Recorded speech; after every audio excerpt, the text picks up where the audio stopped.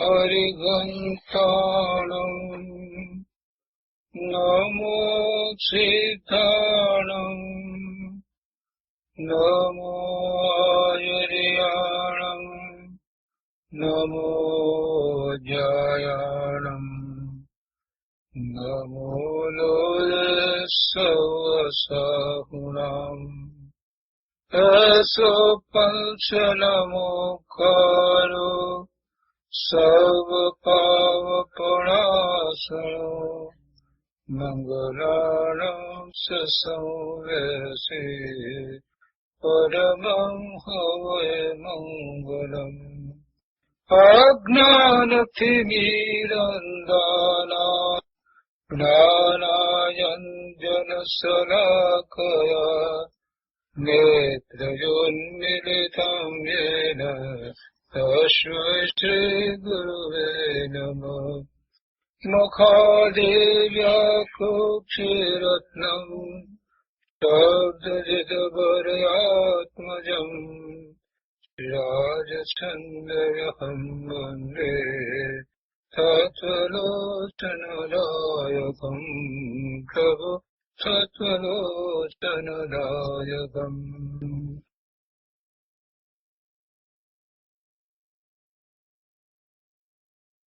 આત્મસિદ્ધિ કૃપાળુદેવ શ્રીમદ રાજચંદ્રજી રચિત આત્મસિદ્ધિ અને આ આત્મસિદ્ધિ ઉપર પૂજ્ય ગુરુદેવ કાંજી સ્વામીના પ્રવચનો એનો આધાર લઈ અને આપણે આ સ્વાધ્યાય કરી રહ્યા છીએ. 40 ગાથા સુધી સ્વાધ્યાય પૂરો કર્યો છે અને 41મી ગાથાનો સ્વાધ્યાય શરૂ કર્યો છે. આત્માર્થીના લક્ષણની વાત ચાલે છે, તો એમાં 41મી ગાથામાં એ વાત આવી કે જ્યાં પ્રગટે સુવિચારણા ત્યાં પ્રગટ નિજ જ્ઞાન, જે જ્ઞાને ક્ષય મોહ થઈ પામે પદ નિર્વાણ. ગુરુદેવ એને સમજાવતા કહે છે કે જેને સુવિચારણાની યોગ્યતા થાય, સુવિચારણાની યોગ્યતા થાય તેને 6 પદથી સિદ્ધ એવા આત્મ સ્વરૂપનો વિચાર અંતરંગમાં ઉગે. 6 પદ કયા છે? આત્મા છે, આત્મા નિત્ય છે, આત્મા કર્તા છે, આત્મા ભોગતા છે, મોક્ષ છે અને મોક્ષનો ઉપાય છે. તો ગુરુદેવ એમ કે છે કે જેને સુવિચારણાની યોગ્યતા થાય તેને 6 પદથી સિદ્ધ એવા આત્મ સ્વરૂપનો વિચાર અંતરંગમાં ઉગે. 6 પદથી સિદ્ધ આત્મ સ્વરૂપ. 6 પદ દ્વારા આત્મ સ્વરૂપને કહેવામાં આવ્યું છે. 6 પદ દ્વારા આત્માનું સ્વરૂપ પ્રકાશિત થાય છે, પ્રસિદ્ધ થાય છે. એમ એ 6 પદથી સિદ્ધ એવું આત્માનું સ્વરૂપ. અને એને જેને આવી યોગ્યતા થઈ છે એને આ 6 પદથી સિદ્ધ એવા આત્મ સ્વરૂપનો વિચાર અંતરમાં ઉદ્ભવે છે. કેમ કે તે સુવિચાર દશામાં સતત આત્મતત્વની વિચાર દશા રહે છે. 6 માંથી ગમે તે પદનો એ વિચાર કરે તો એમાં આત્માની જ વિચારણા છે, આત્મતત્વની જ વિચારણા રહે છે. જેને અપૂર્વ તત્વનું મહાત્મ્ય આવ્યું નથી, પોતાનું તત્વ, પોતાનું જીવ તત્વ એનું મહાત્મ્ય આવ્યું નથી, એટલે કે પોતાના પૂર્ણ તત્વનો મહિમા આવ્યો નથી, તેનામાં સુવિચાર દશા ક્યાંથી હોય? એટલે કે ન હોય. પોતાના સ્વરૂપને જેણે જાણ્યું નથી એને એવા સ્વરૂપનું મહાત્મ્ય આવે નહીં, અને એવા સ્વરૂપનું મહાત્મ્ય ના આવે તો પછી પોતાના સ્વરૂપ સિવાય એ બહારમાં જ રોકાઈ રહેશે.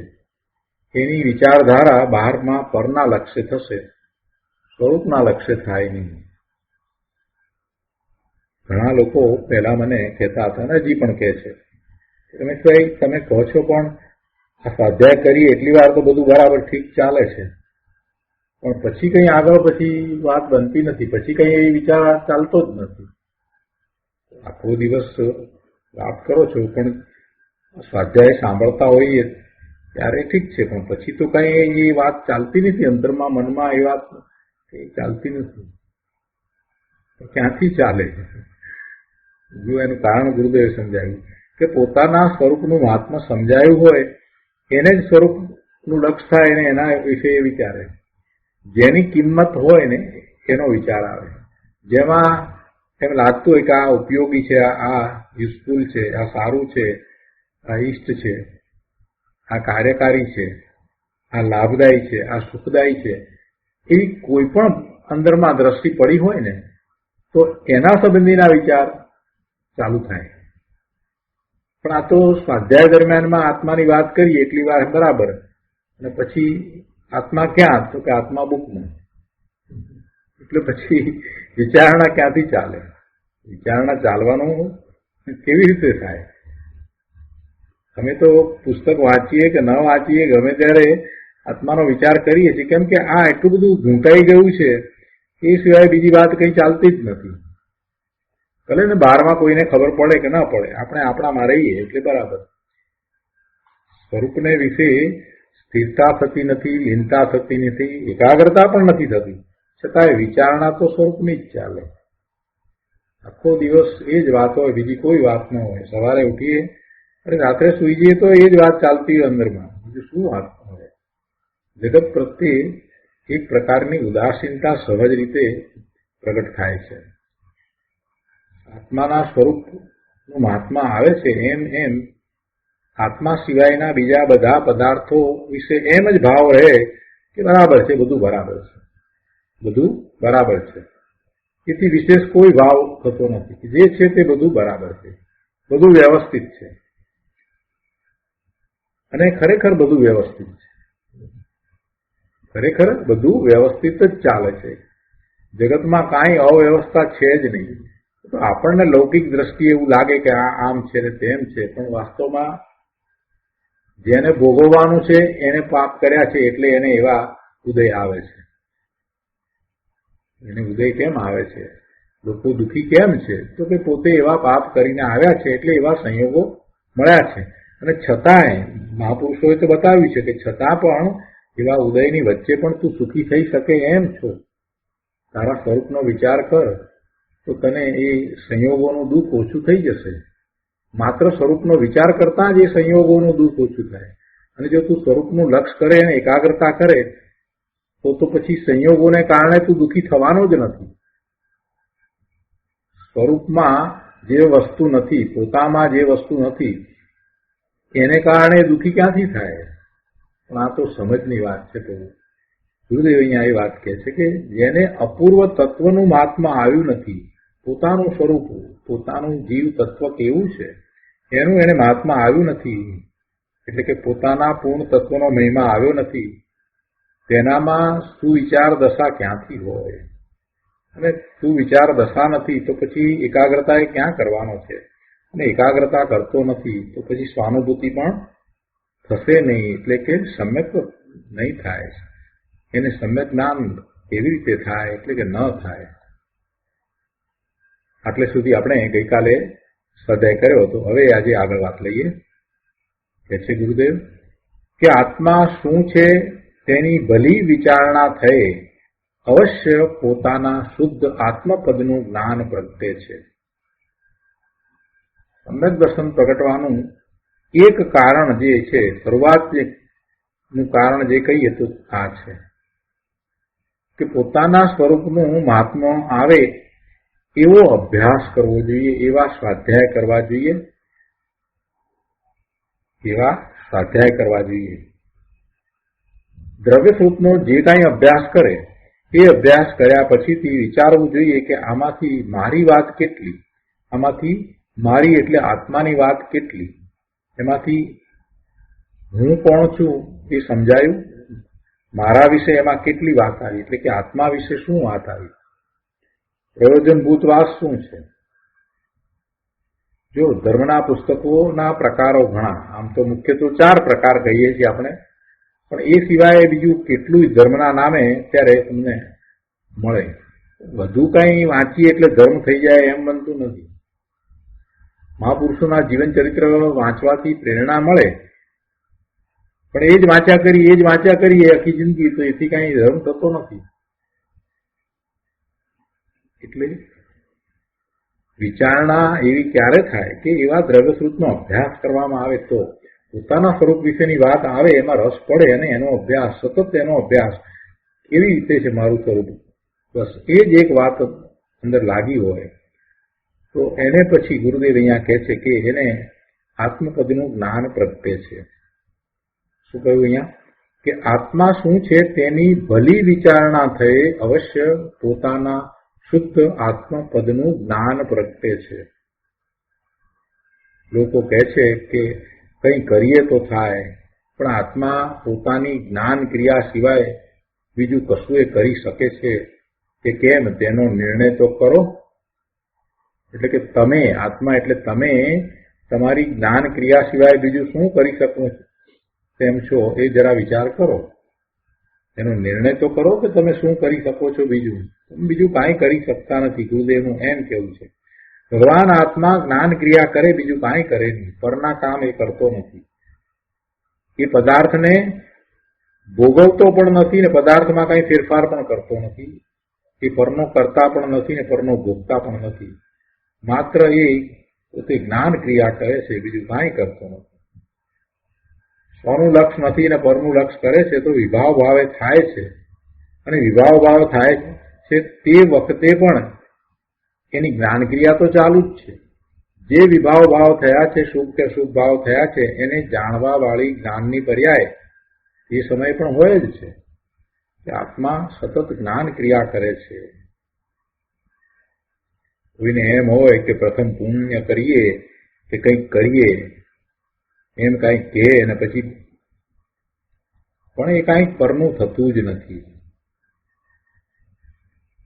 પરનું કાંઈ કર્યું થાય છે કે કેમ એ તો જરા વિચારો. ગુરુદેવ કહે છે તમે પરનું કરી શકો છો ખરા? એક દ્રવ્ય બીજા દ્રવ્યનું શું કરે? કાંઈ કરે નહીં.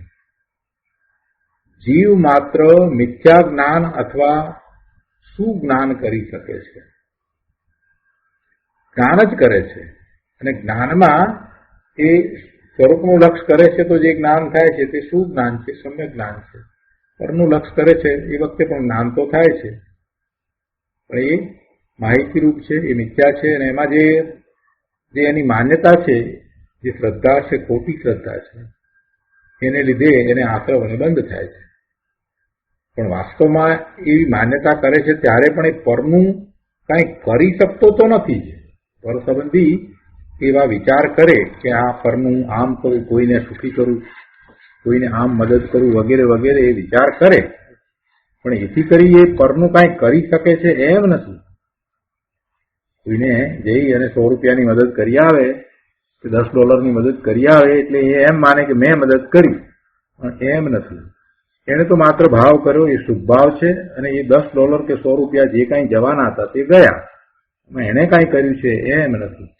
અને આ વાત બેસાડવાની જરૂર છે કે પરનું એ કાંઈ કરી શકતો નથી.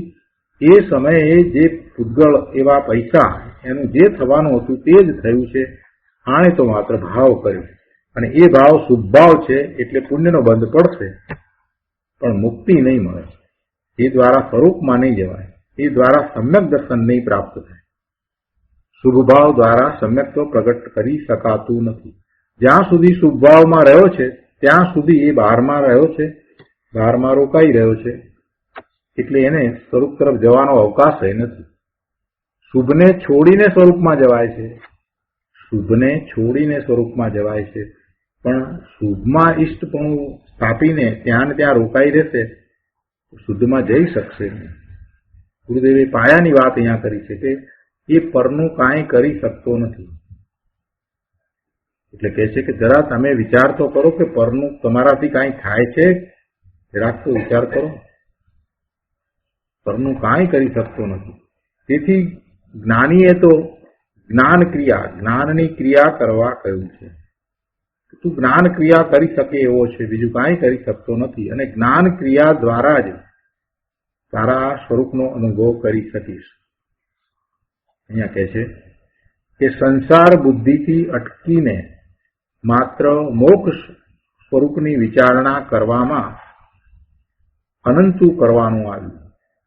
સંસાર બુદ્ધિથી અટકીને એટલે આ જગતના પદાર્થો અને કર્મના ઉદયને કારણે જે સંયોગો પ્રાપ્ત થયા છે તે બધું આ શરીર અને આ ઘર, કપડા, મકાન જે કાંઈ છે તે અને એની આસપાસમાં જે સ્વજન રૂપે જે જીવો છે તે એ બધાનો એ વિચાર કરે છે.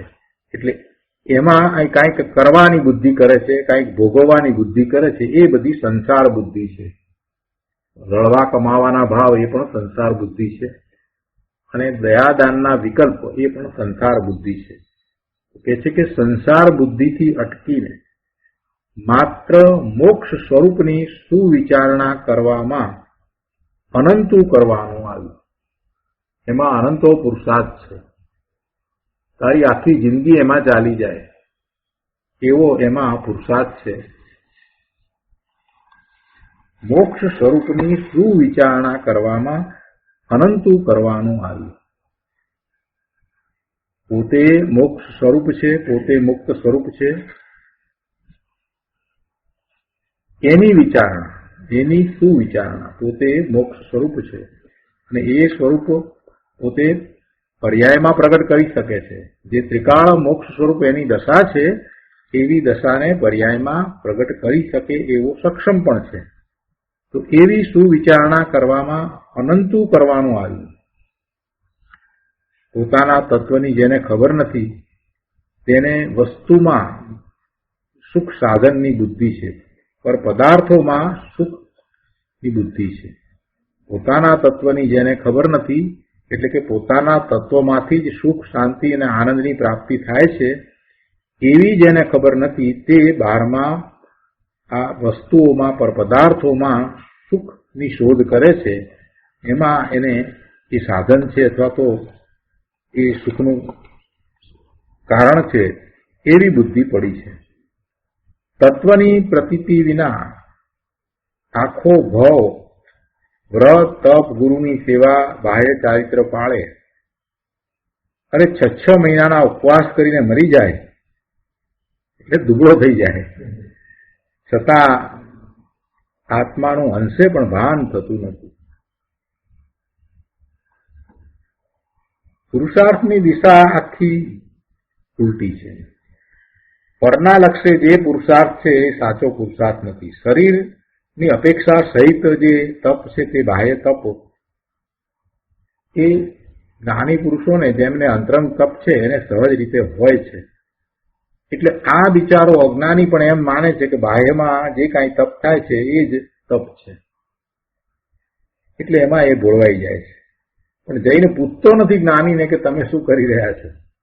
જે મહાપુરુષની નિશ્રામાં જાય અને એમની પાસેથી વાતને સમજે કે પ્રભુ તમે શું કરી રહ્યા હતા, આ 2 દિવસના આપને ઉપવાસ થયા છે તો પછી શું કરી રહ્યા હતા, તો જ્ઞાની સમજાવે પણ ખરા કે ભાઈ અમને તો ઉપવાસનો ખ્યાલ નથી, અમે તો અમારા સ્વરૂપને વિશે હતા. તે કહ્યું એટલે અમને ખ્યાલ આવ્યો કે આ 2 દિવસના ઉપવાસ થયા, પણ અમે તો અમારા સ્વરૂપને વિશે હતા. આવી વાત જ્ઞાની કરે તો એને ખ્યાલમાં આવે કે જ્ઞાનીનો પુરુષાર્થ કેવો છે. પણ આ તો બહારથી આમ નામ જોઈ અને જ્ઞાનીને 2 દિવસના ઉપવાસ થયા તો આપણે પણ 2 દિવસ ખાવું નથી એટલે તપ થઈ ગયું. આવી મૂંડ બુદ્ધિને કારણે એને બીજું કાંઈ સૂઝતું નથી. હવે બીજું જેને કાંઈ સૂઝતું નથી ને બારમાં રોકાઈ રહ્યો છે એને સુવિચારણા ક્યાંથી પ્રગટ થાય? એને વિચારણા બધી હોય એ બધી કુવિચારણા હોય, પણ કુવિચારણા તો હોય જ નહીં. અરે વિચારણા હોય નહીં. વિચારણા તો એને કહીએ કે જે સતત ચાલે. એને તો પરમાં બહારમાં પણ દરેક ક્ષણે ક્ષણે એનો ઉપયોગ પડી જાય. અહીંયાથી અહીંયા ને અહીંયાથી અહીંયા 1,00,000 વસ્તુમાં એનો ઉપયોગ જાય. વિચારણાની તો ક્યાં વાત રહી. અહીંયા તો કહે છે કે સંસાર બુદ્ધિથી અટકીને માત્ર મોક્ષ સ્વરૂપની સુવિચારણા કરવામાં અનંતુ કરવાનું આવ્યું. પોતાના તત્વની જેને ખબર નથી તેને વસ્તુમાં સુખ સાધનની બુદ્ધિ છે. તત્વની પ્રતીતિ વિના આખો ભવ વ્રત, તપ, ગુરુની સેવા, બાહ્ય ચારિત્ર પાળે 6 મહિનાના ઉપવાસ કરીને દુબળો પડી જાય, છતાં આત્માનું અંશે પણ ભાન થતું નથી. બહુ સ્પષ્ટ કહી દીધું. આગળ પણ કહે છે કે આત્મજ્ઞાન માટે કર્તવ્ય જે જ્ઞાન ક્રિયા એ જ્ઞાન કળા છે. આત્મજ્ઞાન માટે કર્તવ્ય રૂપ જે છે એ શું છે? તો કે જ્ઞાન ક્રિયા. જ્ઞાન ક્રિયા દ્વારા આત્માનું જ્ઞાન થાય. એ જ્ઞાન કળા તેને જ કરવાનું અનંત જ્ઞાનીઓએ કહ્યું છે. આદિ, મધ્ય અને અંતમાં પ્રથમ ભૂમિકાથી છેલ્લી ભૂમિકા સુધી જ્ઞાન જ કરવાનું છે. આદિ એટલે શરૂઆતમાં, પછી પણ એટલે મધ્યમાં અને અંત સુધી. અંત સુધી એટલે પૂર્ણ દશા પ્રગટ કરે ત્યાં સુધી એને માત્ર જ્ઞાન જ કરવાનું છે, બીજું કાંઈ કરવાનું નથી. દેહ આદિની ક્રિયાને અને વ્રત તપને ધર્મ માનીને આત્માનો ગુણ ઉઘડશે એમ માનવું એ મહામિથ્યાત્વ છે. એને જ્ઞાન ક્રિયા કરવાની છે. જ્ઞાન ક્રિયા વ્યામ મોક્ષ એવી વાત છે. છેલ્લા પેરેગ્રાફમાં કહે છે કે જ્યાં આત્માની સાચી જિજ્ઞાસા છે અને 6 પદથી આત્મપદ સિદ્ધ છે, તેની સુવિચાર દશા જ્યાં પ્રગટે ત્યાં સદગુરુ બોધ શોભે છે. સદગુરુનો બોધ કાર્યકારી થયો છે. સદગુરુનો બોધ નિષ્ફળ ગયો નથી. સદગુરુનો બોધ ફળદાયી થયો છે એમ ક્યારે કહી શકાય? કે જ્યારે એવી સુવિચારણા પોતાને ઉત્પન્ન થાય. આત્માનો યથાર્થ બોધ થવાથી જ્ઞાનની સ્થિરતારૂપ ચારિત્ર વડે મોહનો ક્ષય થાય છે. આત્માનો યથાર્થ બોધ થવાથી, આત્માને જેમ છે તેમ જાણી લેવાથી જ્ઞાનની સ્થિરતારૂપ ચારિત્ર વડે મોહનો ક્ષય થાય છે. જો ચારિત્ર પણ કેવું કહ્યું? જ્ઞાનની સ્થિરતારૂપ ચારિત્ર એટલે પોતાના સ્વરૂપમાં નિર્વિકલ્પ ધ્યાનમાં સ્વનું જ જ્યારે એ જ્ઞાનને દર્શન કરે છે એવી દશા, એને ચારિત્ર કહ્યું. જ્ઞાનની સ્થિરતારૂપ ચારિત્ર. અને એવા ચારિત્ર વડે સમ્યક્ત્વ પ્રગટ થાય છે, એટલે કે મોહનો ક્ષય થાય છે અને પોતાનું આવ્યા બાદ શિવ સુખ પ્રગટે છે. શિવ સુખ તો ત્યારે પ્રગટે છે કે જ્યારે પોતાના સ્વરૂપનો અનુભવ કરી અને પછી એવો પુરુષાર્થ ઉગ્રતાપૂર્વક કરે છે, ખૂબ એકાગ્રતા સ્વરૂપને વિશે કરે છે, શ્રેણી ચડે છે અને પછી એ 13મા ગુણસ્થાને આવે છે ત્યારે શિવ સુખ પ્રગટ થાય છે. પણ માર્ગ તો એ જ રીતે છે. માર્ગમાં કોઈ ફેર નથી. સમ્યક્ત્વ પ્રગટ કરવાનો જે માર્ગ છે, જે રીતે પુરુષાર્થ છે, એ જ રીતે પુરુષાર્થ કેવળ જ્ઞાન વિશે પણ છે. કેવળ જ્ઞાનનો પુરુષાર્થ એ જ રીતનો છે, એ જ જાતનો છે. બીજા પ્રકારનો પુરુષાર્થ છે એમ નથી. પુરુષાર્થ તો અંતરંગ જ છે, પણ ફેર કેટલો છે કે એવો જયારે પુરુષાર્થ ઉપડે છે ત્યારે બાહ્ય દશામાં પણ ફેર પડે છે. એટલે કે બાહ્યમાં એને એવી મુનિ દશા હોય છે, એવું બાહ્ય દ્રવ્યલિંગ એને હોય છે. અને એ સહજ છે, એ સહજ દશા છે. કાંઈ એવા બાહ્ય દ્રવ્યલિંગ વિશે એ સભાન રહેતા નથી. પોતે તો પોતાના સ્વરૂપને વિશે સભાન રહે છે. એટલે બાહ્યમાં જે દ્રવ્યલિંગ છે એ તો સહજ દશા છે. સમ્યક દર્શન થયા પછીથી એવા પુરુષાર્થ થાય છે તો થાય છે. એવા પુરુષાર્થ એને થાય છે. કોઈને સમ્યક દ્રષ્ટિને સમજાવવા જવાની જરૂર પડતી જ નથી કે ભાઈ હવે તું દીક્ષા લે. સમ્યક દ્રષ્ટિ એનો કાળ આવે ત્યારે એ દીક્ષા લે જ છે. એને ચારિત્રનો પુરુષાર્થ ઉપડે જ છે. એને કહેવા જવાની જરૂર જ હોતી નથી.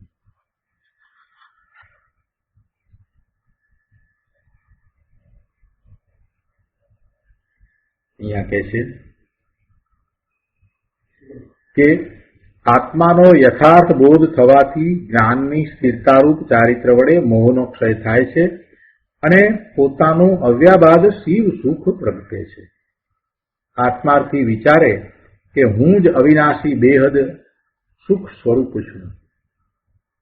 હું જ અવિનાશી અને બેહદ સુખ સ્વરૂપ છું. પહેલા હું જ અજ્ઞાન ભાવે રાગ દ્વેષ પુણ્ય પાપનો ભ્રાંતિપણે કરતા હતો અને હવે હું પરનો અકર્તા છું. પરના નિમિત્ત રહિત જ્ઞાન દર્શન અને આત્માની રમણતારૂપ ચારિત્રમાં સ્થિત રહી રાગ રહિત જ્ઞાનપણે ટકી રહેવું એ જ મારો વ્યવહાર છે. સ્વરૂપને વિશે રહેવું એ જ વ્યવહાર છે. અધ્યાત્મનો વ્યવહાર સમજાયો છે. અધ્યાત્મનો નિશ્ચય એટલે પોતાનું શુદ્ધ સ્વરૂપ અને એવા પોતાના શુદ્ધ સ્વરૂપનું લક્ષ્ય કરી અને એમ પરિણમી જવું એ અધ્યાત્મનો વ્યવહાર છે અને એ જ મોક્ષ માર્ગ છે અને તે જ મારું કર્તવ્ય છે. શું કરવાનું સ્પષ્ટ સમજાવી દીધું. હવે પૂછવા જવાની જરૂર નથી કે મારે શું કરવું. આખો માર્ગ સ્પષ્ટ કહી દીધો કે તારે આ કરવાનું છે. શું કહ્યું? જ્ઞાનપણે અંદરમાં રહેવું છે અને અંદરમાં જ્ઞાનપણે રહેવું છે તો પહેલા પોતાના સ્વરૂપનું મહાત્મા લાવી અને ત્યાં એકાગ્રતા કરે ને સહાનુભૂતિ કરે અને પછી વારંવાર એ પોતાના સ્વરૂપને વિશે જ્ઞાન ભાવે ટકીને રહી જાય અને એમ થતા આત્માની રમણતા રૂપ ચારિત્રની દશા પ્રગટ થશે. આ કરવાનું છે અને આ જ મોક્ષ માર્ગ છે. અહીંયા 175માં પાના ઉપર 5મી લીટીમાં કહે છે કે આ જીવ જ્ઞાતાપણું ભૂલીને માને કે હું પરને સુખી કરું, બીજાની દયા પાડું, બીજાને ઉપકાર કરું અને એમાં પોતાનું હિત માની ને એ ખરેખર તો દુઃખી થાય છે. પોતાથી પરનું કાંઈ થતું નથી, માત્ર એ તો ભાવ કરે છે. ખરેખર વાસ્તવમાં એ પોતાથી પરનું કાંઈ થાય એમ તો હોય જ નહીં. પેલો બીજો જે છે એ પણ એના પુણ્ય અને પાપ લઈને આવ્યો હશે કે એમને આવ્યો હશે. તમે એનું બધું કરવા બેઠા છો તો વિચાર તો કરો કે એના પુણ્ય પાપ હશે કે નહીં હોય. પણ આપણને એ વાત બેસતી જ નથી. આપણા સંતાનો વિશે આપણે વિચાર કરીએ છીએ ત્યારે આપણને એમ થાય છે કે એનું શું થશે. એનું શું થાય? એ પણ ભગવાન આત્મા જ છે અને એ પણ પોતાના પુણ્ય અને પાપના ઉદય સહિત જ વર્તી રહ્યો છે. એટલે એ પણ એના પુણ્ય અને પાપ લઈને આવ્યો છે. એનું કાંઈ બીજું થવાનું જ નથી. એની ચિંતા છોડ ને તું જિનેશ્વર ભગવાને બતાવેલા માર્ગે ચાલ તો પેલાનું પણ ભલું થશે. કેમ કે તને જોશે, તારી સાથે છે તો તને જોશે તો એને પણ એ ખ્યાલ આવશે. પણ પોતાનું હિત શેમાં છે એ સમજ્યા વિના બીજાને સલાહ આપવા લોકો દોડી જાય છે. પોતે બીજા ઉપર ઉપકાર કરે છે, બીજાને પોતે સલાહ આપે, સમજાવે એટલે પેલાનું કંઈક સારું થાય એમ એ માને છે. વાસ્તવમાં એમ થતું નથી.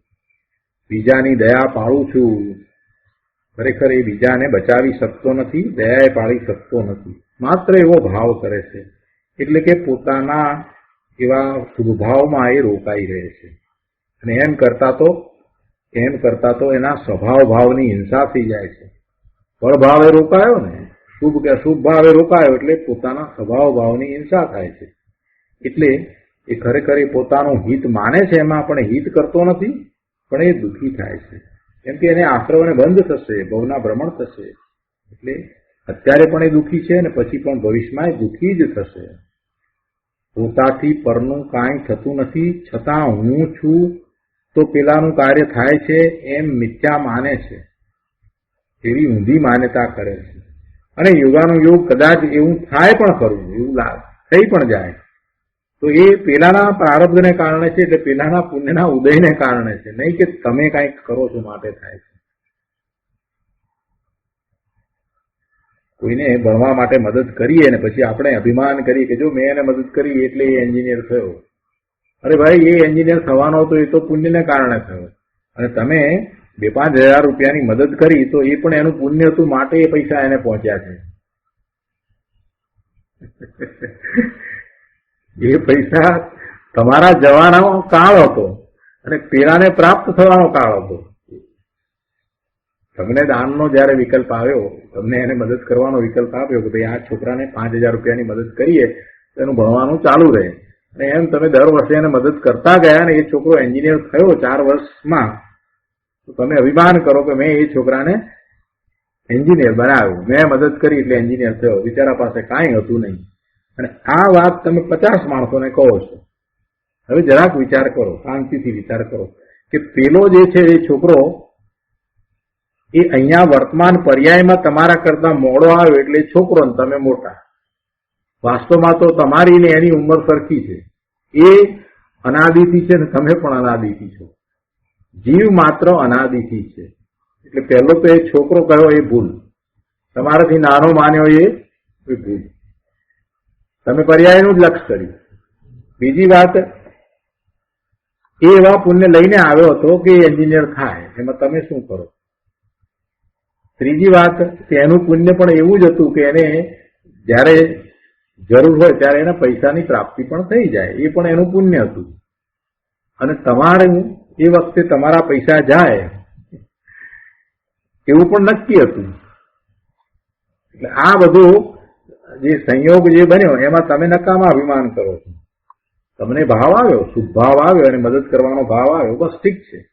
હવે એમાં અભિમાન કરવા જેવું કાંઈ નથી. જે થયું છે તે એના કાળે જે પ્રમાણે જેમ થવાનું હતું તેમ થયું છે. એટલે અભિમાનમાં અને બહારમાં રોકાઈ રહેવા કરતા પોતે પોતાના સ્વરૂપ તરફ વળવું, એમ જ્ઞાની પુરુષો કહે છે. દરેક વસ્તુમાંથી આ રીતે પાછું વળવાનું છે કે એમાં મારું કાંઈ કર્તવ્ય નથી. જે થયું છે તે થયું છે, માત્ર એને જાણવાનું, દેખવાનું, એ સિવાય બીજું કાંઈ કરવાનું નથી. જ્ઞાતા દ્રષ્ટા થઈ જાઓ એમ આપણે સલાહ આપીએ છીએ, એમ ઉપદેશ આપીએ છીએ, એમ કહીએ છીએ કે ભાઈ આ બધા બહારમાં જે કંઈ કાર્ય થઈ રહ્યા છે એના તમે જ્ઞાતા દ્રષ્ટા થઈ જાઓ, એમાં તમે રસ નહીં લો, એમાં તમે જોડાઓ નહીં, અને માત્ર તમે એના જ્ઞાતા દ્રષ્ટા થઈ જાઓ. પણ એ કઈ સહેલું છે?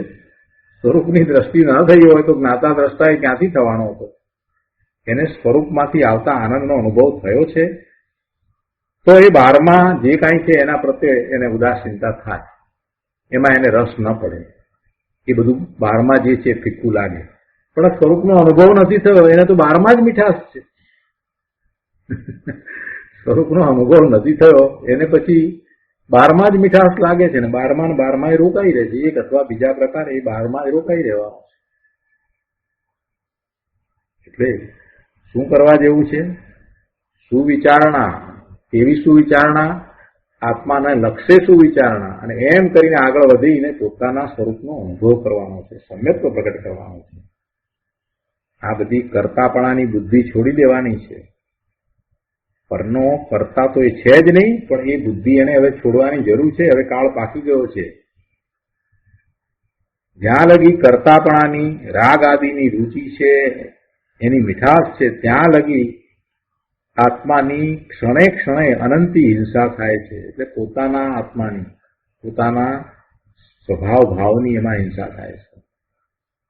અને એમ પોતાનો જ અપરાધ થાય છે, પોતાનો જ અપરાધ થાય છે, અને પોતાના જ્ઞાન સ્વભાવનો ઘાત થાય છે.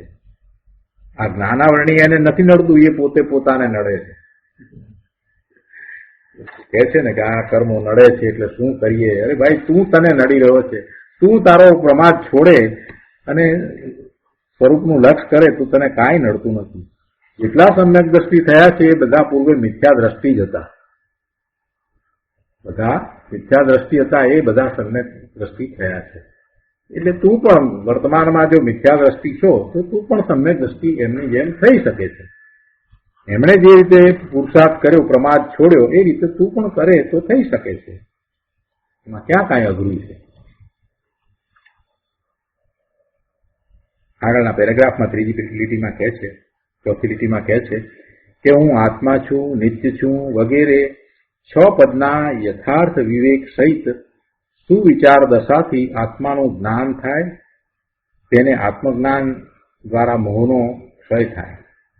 જેને આત્માનું જ્ઞાન થાય એને પછી આગળ વિચારણા ચાલે અને આગળ પુરુષાર્થ થાય તો મોહનીયનો ક્ષય થાય છે. અહીં તો જ્ઞાન બળનો મહિમા આવ્યો છે કે આત્માનું જ્ઞાન, પોતે જ્ઞાન સ્વભાવિક છે તો એવા આત્માનું જ્ઞાન કરવું, એનો અહીંયા મહિમા કર્યો છે.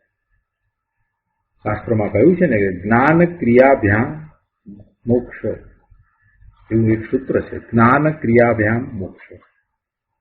તેમાં અરૂપી જ્ઞાતાપણાની રાગ રહિત જ્ઞાન ક્રિયા એટલે કે જ્ઞાનની ક્રિયા આવી. પણ એનો અર્થ એવો નથી થતો કે આટલા શાસ્ત્રોનું જાણપણું એને કઈ જ્ઞાન ક્રિયા નથી કહી. જ્ઞાન ક્રિયા કોને કહી? કે અરૂપી પોતે ભગવાન આત્મા છે, જે રાગ વિનાનું તત્વ છે, એનું જ્ઞાન, એના સંબંધીનું જ્ઞાન કરવું એને જ્ઞાન કહ્યું, અને એ ક્રિયાને જ્ઞાન ક્રિયા કહી.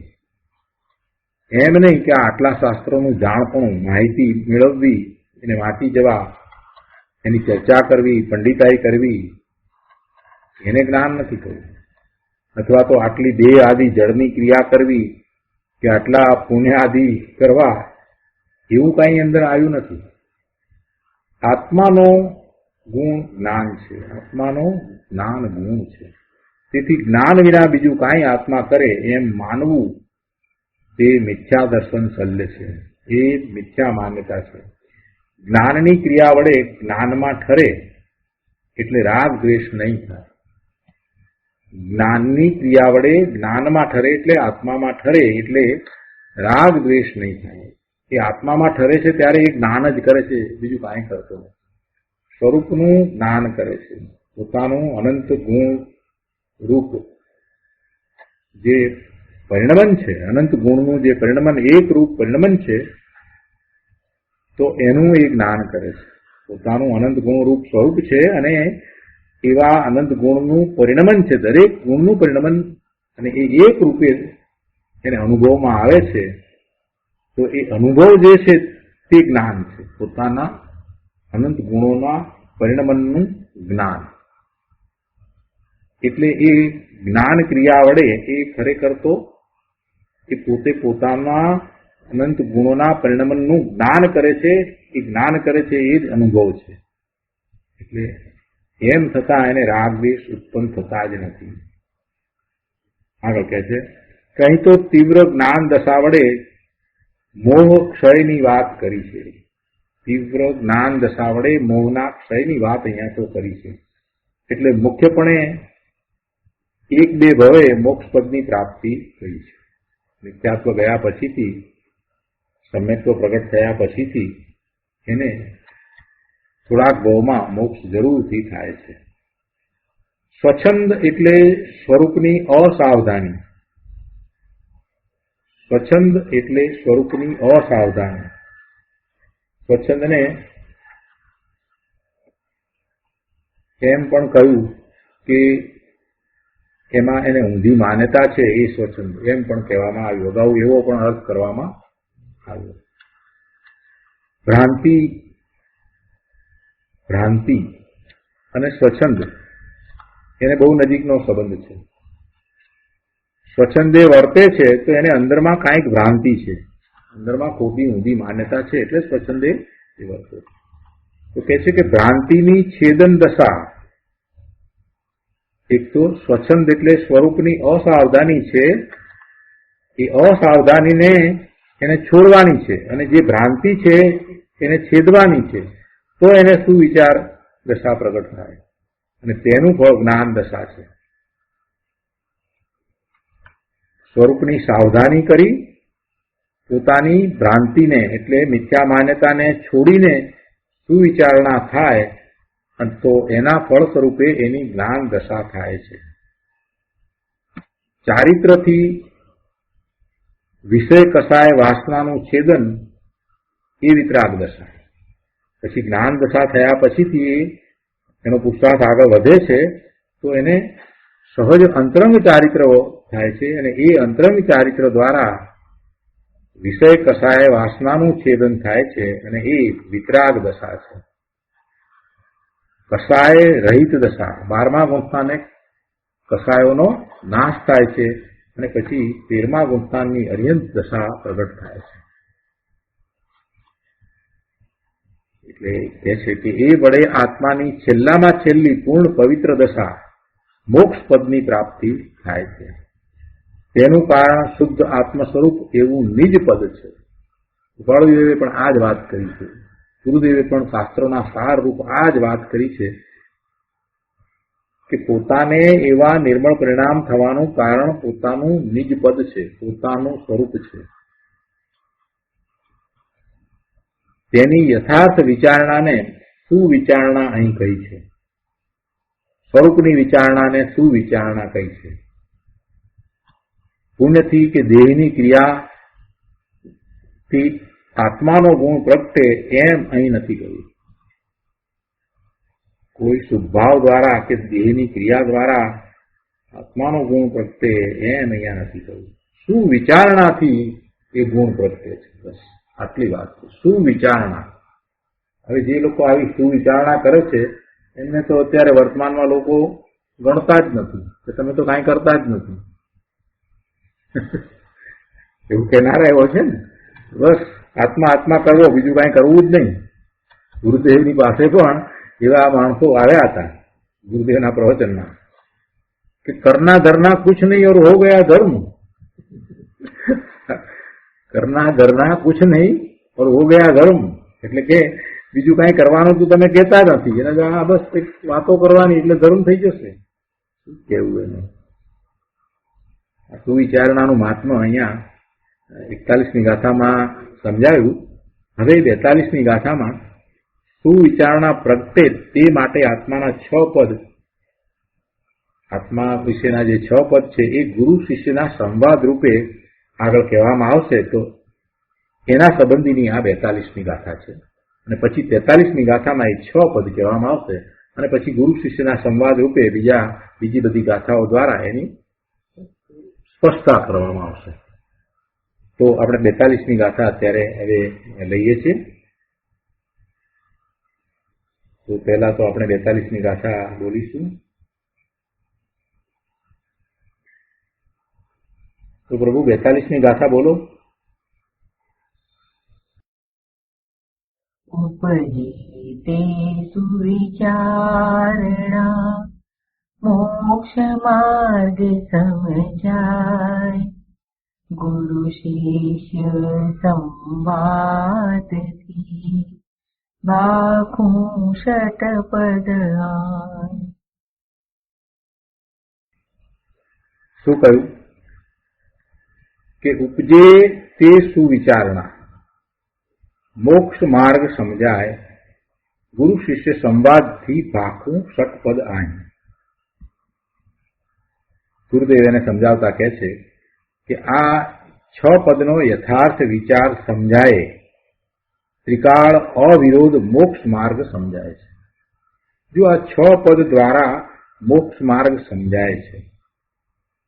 કેટલાય લોકો કૃપાળુદેવનો વિરોધ કરે છે પણ એ સમજતા નથી કે કૃપાળુદેવે શાસ્ત્રના સાર ભરાય, શાસ્ત્રના બધા સાર અહીંયા આપીશું એકાદ બે ગાથાની અંદર આપી દીધા હોય એવું અદભુત લખાણ કર્યું છે, એવા કાવ્યોની રચના કરી છે.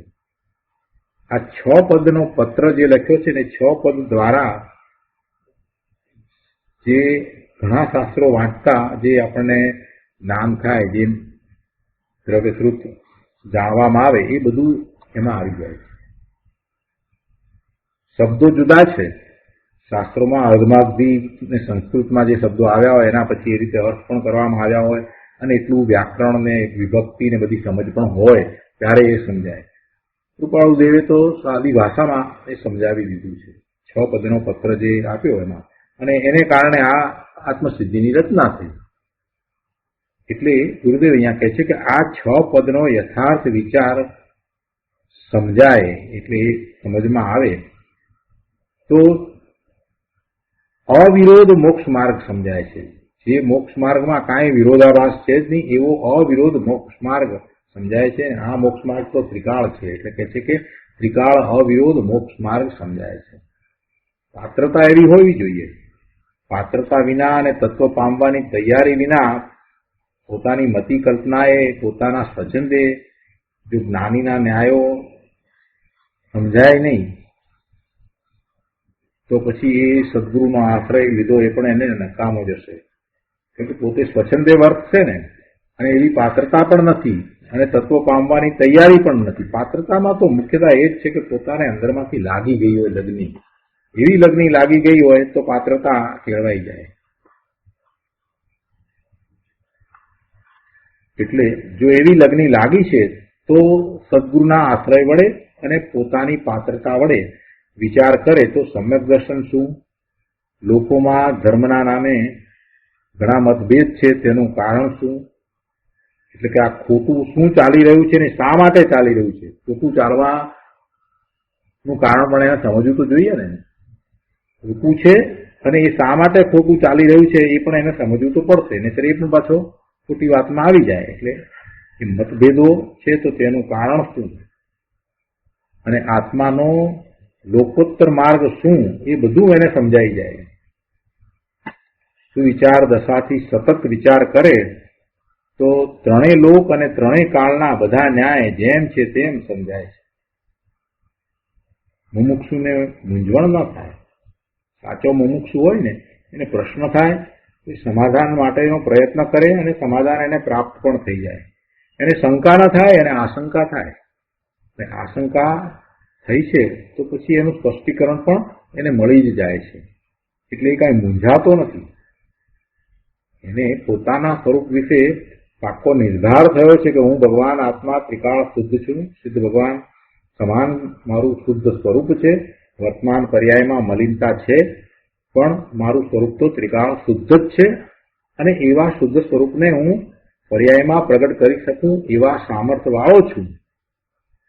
બસ મારે પ્રમાદ છોડીને સ્વરૂપનું લક્ષ્ય કરવાનું છે, બીજું કાંઈ કરવાનું નથી. આટલું જેને અંતરમાં બેસી ગયું છે એને પછી ક્યાંય મૂંઝવણ થતી જ નથી.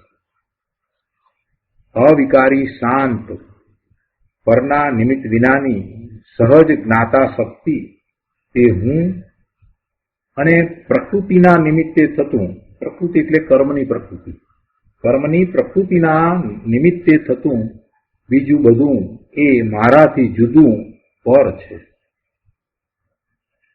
એમ સ્વતત્વને તથા પર તત્વને જેમ છે તેમ આ જ્ઞાની એટલે કે એવો સાધક જાણે છે. અનેક પ્રકારના વેશ અને વાળા